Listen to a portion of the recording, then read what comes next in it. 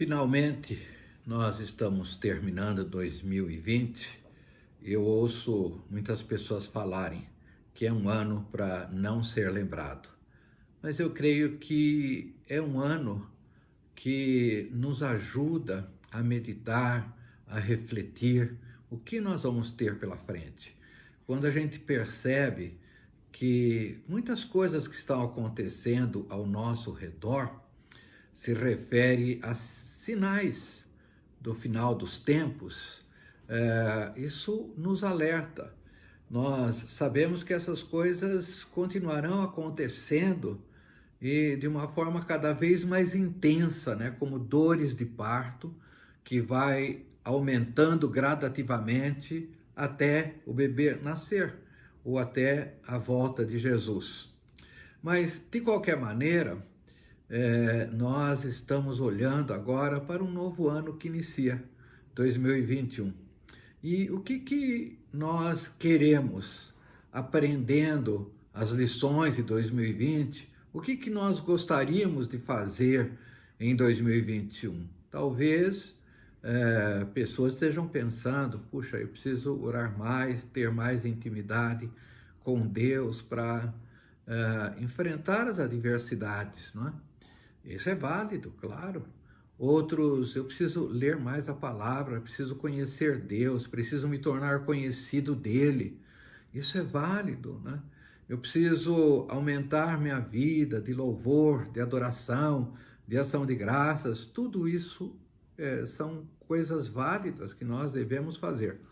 Mas eu gostaria de trabalhar em cima daquele texto que inicia o Sermão do Monte, que é o primeiro discurso que Jesus faz no que tange ao livro de Mateus, o Evangelho de Mateus, né? E é um discurso longo, mas ele inicia falando o discurso sobre felicidade. Bem-aventurados, felizes são aqueles que praticam como cidadão do reino de Deus, certos princípios que ele vai nos ensinar. Então, veja, esse texto é o primeiro discurso de Jesus, como eu disse na visão de Mateus, né? Ele é importante porque ele nos dá, assim, responsabilidade, mas nos mostra privilégios e nos mostra recompensa. É um texto que fala sobre felicidade. O que é a felicidade do ponto de vista do cristão, não é? E o resultado da prática, da atitude que nós vamos ter em relação àquilo que Jesus nos ensina, são bênçãos, né? É ver Deus. De maneira geral, todos os cristãos deveriam agir assim. São atributos, mas não são atributos naturais, são dons, frutos da graça, frutos do Espírito Santo para nós agirmos, porque pela nossa força nós não conseguiríamos. Esse texto, ele fala em 8 boa-aventurança, ou 8 pontos que vai trazer alegria para as nossas vidas, que vai trazer felicidade para as nossas vidas, né? Então, o primeiro item, isso está em Mateus 5, já no verso 3, ele diz: bem-aventurado os humildes de espírito, ou algumas versões diz os pobres de espírito, porque deles é o reino dos céus. O que é ser pobre de espírito? É nós não termos e não usarmos sabedoria humana, sabedoria racional, quando se trata das coisas de Deus, quando se trata do reino de Deus. Na verdade, é um esvaziamento, uma pobreza de espírito, é um esvaziamento da sabedoria humana, da sabedoria secular, da sabedoria cultural. É um vazio dos nossos pontos de vista. Veja, quando nós estamos tratando em relação ao reino, em relação ao Pai Todo-Poderoso, a obra de Jesus, nós estamos tratando segundo a vontade de Deus, segundo o propósito de Deus, segundo a soberania, a sabedoria divina, e não a sabedoria humana, né?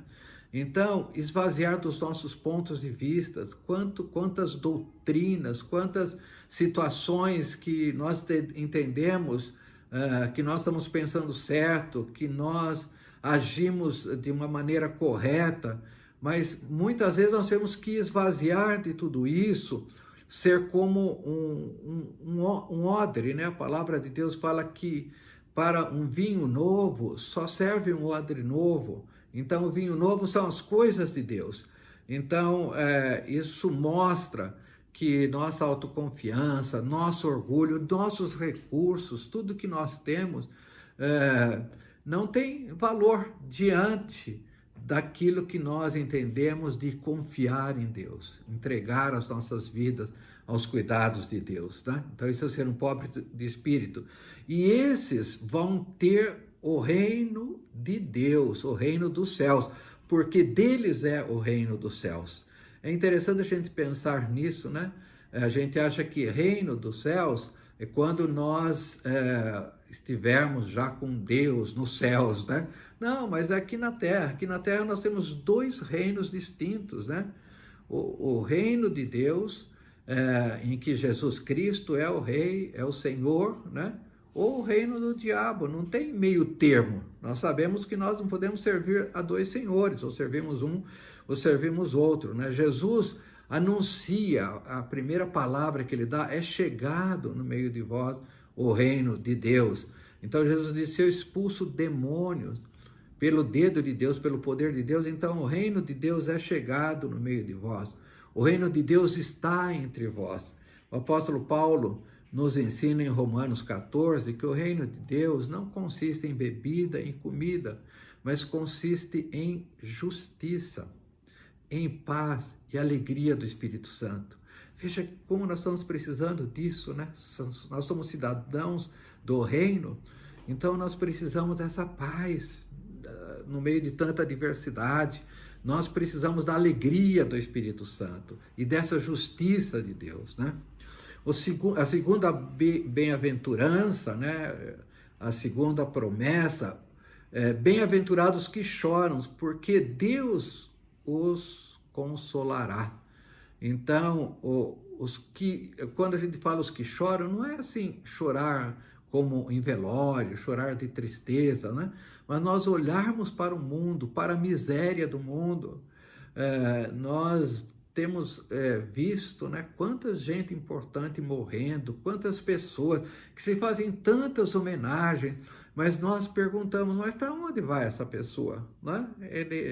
Ele entendeu, teve a revelação do caminho, da verdade e a vida, que é Jesus Cristo, para chegar ao Pai. Então nós vemos muita miséria no mundo, muitas pessoas afastadas de Deus, né? Muitas pessoas que nem querem saber de Deus, que não se interessam pela obra salvadora de nosso Senhor Jesus Cristo. Então é esse choro, essa tristeza, né? Mas se nós fizermos isso, nós estaremos alinhados com Deus, porque Deus se entristece em função do pecado, né?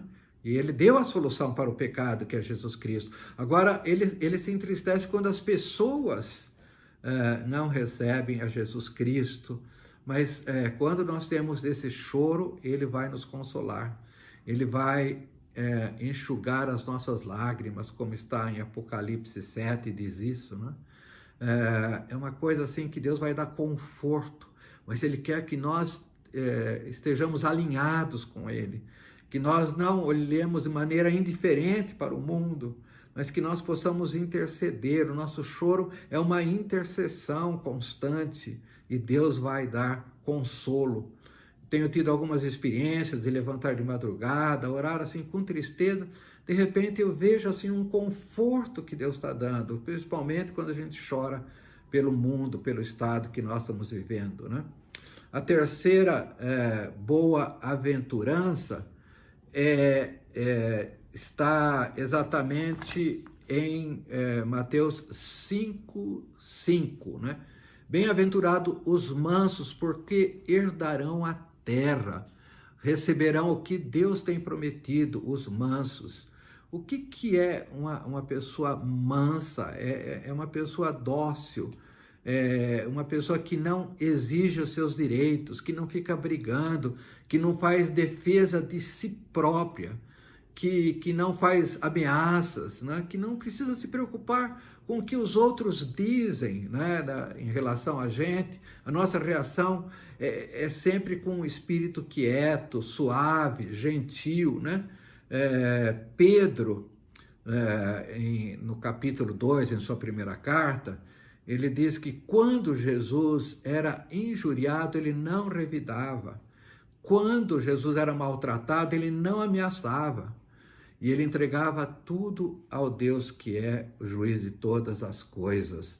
É interessante a gente observar isso, né? Que Jesus disse: aprendei de mim que sou manso e humilde de coração, e encontrarei descanso para as vossas almas. Essa mansidão, ela tem essa característica de humildade, de simplicidade, né? Da gente não querer conflitos com as pessoas, e nós vamos ter ganhos com isso, né? E a palavra de Deus que nós vamos herdar a terra. Quer dizer, quando a gente pensa em herdar a terra, nós pensamos nos judeus, né, que atravessaram o deserto e herdaram a terra, onde mana leite e mel. E nós não precisamos pensar isso nos céus, nós podemos pensar no dia de hoje, né? Se nós somos mansos, Deus é a nossa segurança, nós vamos estar seguros, Ele vai suprir todas as nossas necessidades, né? Buscai primeiro o reino de Deus e todas as coisas serão acrescentadas. A mansidão caracteriza isso, né? Outra coisa muito importante para 2021, eu creio que uma das coisas mais importantes está em Mateus capítulo 5, no verso 6 também. Bem-aventurados, felizes são aqueles que têm fome e sede de justiça, porque eles serão fartos, eles serão abençoados, eles serão completamente satisfeitos. O que é ter fome e sede de justiça? Nós vivemos situações hoje que afrontam a cruz, que afrontam a palavra de Deus, né? Isso entristece o nosso coração. Há pouco eu vi a notícia que foi aprovado o aborto na Argentina, um país muito cristão, um país que da América do Sul era o país mais cristão, né? E justamente nesse país o aborto é aprovado, né? Então nós somos contra isso, né? Isso dói no nosso coração. Então nós devemos orar, nós devemos clamar ao Senhor para que nos livre de coisas que afrontam a palavra de Deus, né? Então nós temos tantas situações hoje, essa ideologia de gênero, casamento do mesmo sexo, né? Nós não podemos estar indiferentes a isso, não vamos sair aí gritando e brigando com todo mundo, mas fome e sede de justiça. Nós queremos que a justiça de Deus, o amor de Deus prevaleça, ter fome e sede de Deus, né? Para que haja paz, né? Ele manda, a palavra de Deus nos ensina a orar pelos nossos governantes para que haja paz, para que haja justiça, né? Então, como o salmista diz, né, que a minha alma tem sede de ti, é como a corça, ela suspira por água correntes, por águas limpas, né?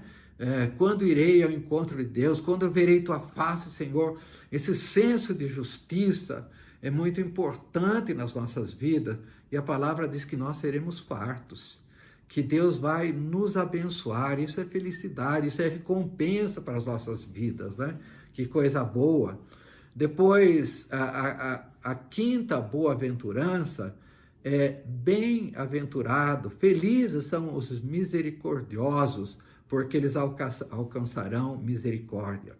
Ser misericordioso não significa ser complacente com as coisas, fingir que não vê, fazer vistas grossas, sorrir diante das transgressões. Deixa para lá. Isso está desligado da realidade, né? A gente tem que entender que Deus é o Pai das misericórdias, e nós recebemos, assim como nós recebemos o perdão de Jesus na cruz, nós também fomos alvo da misericórdia de Deus, E Deus é justo, é santo, é reto, mas também é exigente, né?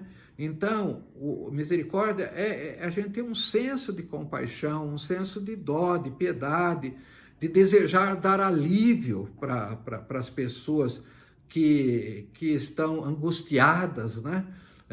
Quantas pessoas depressivas, quantas pessoas deprimidas, quantas pessoas doentes da alma nós encontramos hoje. Que 2021 seja um ano que nós queremos fazer parceria com Deus, né? Através das nossas orações, desejar aliviar sofrimentos, desejar profetizar paz, profetizar vitória para as vidas que estão nessa angústia, né? Isso é exercer misericórdia, isso olhar para pobres, necessitados, pessoas que precisam, socorrer, né? O exercício da misericórdia, isso é muito importante do ponto de vista de sermos perdoados, de sermos abençoados, né? Então significa que Deus quer nos abençoar mais e mais. Nós já recebemos essa misericórdia do Pai, né? Então a gente lembra da passagem do bom samaritano, que várias pessoas passavam ao redor e davam uma desculpa, né? Que não podiam fazer nada. Mas o misericordioso, ele para, ele socorre, ele abençoa, né? E nunca esqueça da misericórdia que Deus tem conosco. Jesus disse: Pai, perdoa os pecados deles, eles não sabem o que fazem. Nós somos perdoados e que nós podemos ter misericórdia, né? A sexta boa-aventurança: bem-aventurados limpos de coração, porque eles verão a Deus. Esse é o cerne do Evangelho, né? Porque a palavra nos ensina que do nosso coração procede os maus desígnios, adultérios, blasfêmias, todos os pensamentos ruins. Então, esse nosso coração é um coração enganoso, e nós precisamos saber disso, né? É um coração corrupto, mas nós buscamos o sangue de Jesus, buscamos ser lavados, buscamos diariamente, né? A palavra nos ensina a gente pedir perdão diariamente, a oração do Pai Nosso, o perdão diário, né? Então, essa limpeza que nós temos pelo sangue de Jesus, e quanto mais limpos nós formos, mais nós vamos estar assim próximo de Deus, nós veremos a Deus. Eu tenho pedido, eu quero ter, nesse ano de 2021, quero ter mais contato, mais intimidade, quero mais a presença de Deus na minha vida, né? Então, bem-aventurados todos esses que são limpos de coração, porque eles verão a Deus. Só através de Jesus a gente pode ver a Deus, né? Depois, por fim, bem-aventurados os pacificadores, porque eles serão chamados filhos de Deus. A palavra diz que nós somos embaixadores da unidade do corpo de Cristo, embaixadores da reconciliação, da unidade do corpo de Cristo. Nós somos pacificadores, aqueles que trazem a paz, né? E essa paz, nós devemos estar trabalhando na nossa família, na nossa casa, né? Quantos conflitos existem? Nós somos pacificadores, nós abençoamos as pessoas do nosso serviço, né? As pessoas onde nós trabalhamos, na igreja às vezes há conflito, enfim, nossos vizinhos. Nós temos essa missão de ser pacificadores, de lutar pela unidade, pela paz, né? Se nós fizermos isso, diz a palavra, nós seremos chamados de filhos de Deus. E a palavra diz que o inimigo não tem poder sobre os filhos de Deus. Nós temos o irmão mais velho, que é Jesus, graças a Deus, né? E ainda, Jesus conclui dizendo: bem-aventurados os perseguidos por causa da justiça, por minha causa. Jesus fala que nós que estamos nessa causa da defesa da paz, da defesa do Evangelho, da pregação do Evangelho, da defesa do perdão, da misericórdia, né? Nós vamos ser perseguidos, mas a hora que nós somos perseguidos, o Espírito Santo vai nos dar alegria para nós termos exaltação à pessoa do Deus Todo-Poderoso, da obra de Jesus Cristo. Que Deus possa nos abençoar mesmo nesse sentido, porque nós vamos ter perseguição, os cristãos vão ter perseguição. Não pense que é só na China, nesses países fechados, nós vamos começar a ter perseguição. A gente vê nos Estados Unidos, né? O Trump perdeu a eleição e ele, pelo menos, se dizia cristão. Agora vem perseguição, começa em diversos países, nós certamente vamos ter isso. E quando isso acontecer, nós devemos dizer, que nós devemos entender que nós somos bem-aventurados, porque realmente nós somos cidadãos do reino em que Jesus é o Rei. Que Deus abençoe, dê um 2021 para todos vocês, cheio dessas recompensas maravilhosas que Jesus, essas promessas que Jesus, que o Pai tem para as nossas vidas e que Jesus retratou nesse Sermão do Monte, no capítulo 5 de Mateus. Que Deus abençoe a todos, que a paz de Cristo seja com todos vocês. Tenham um ano muito abençoado. Não precisa ficar olhando para trás, olha para frente e vamos exercer essas boas aventuranças ou bem-aventuranças e nós seremos felizes certamente. Isso é a felicidade para todos nós. Amém, amém e amém.